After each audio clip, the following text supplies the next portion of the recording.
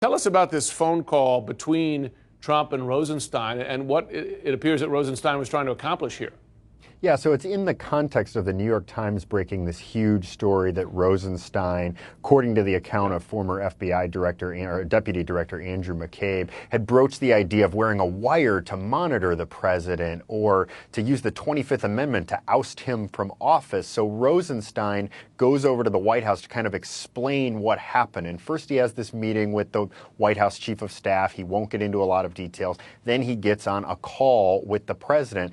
And essentially he's trying to diffuse the situation. In some measure, he's probably trying to protect his job, and he ends up offering the president some vague assurances about the Mueller investigation. He says that he's on the president's team. He says that he's going to land the plane, according to one person that we've talked to sort of familiar with this call. It's hard to know exactly what that means, what he was trying to convey.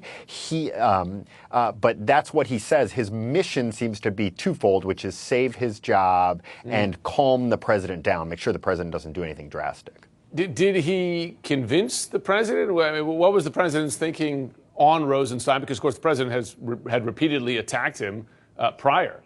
Yeah, the president left the call thinking, gosh, maybe this guy is on my team. And that was a little bit of a change. The president had not been a fan of Rosenstein. Rosenstein, after all, appointed Bob Mueller to lead this probe that so irked the president. The president had derided Rod Rosenstein as a Democrat from Baltimore, even though Rod Rosenstein is a Republican from a different part of Maryland who the president appointed. But this call did give the president some kind of assurance that Rosenstein was going to be loyal to him. Even though Rosenstein used somewhat vague language, it wasn't like he was promising to end the Mueller probe. At least that's what he says. But so that, that was the president's reaction. He was kind of convinced.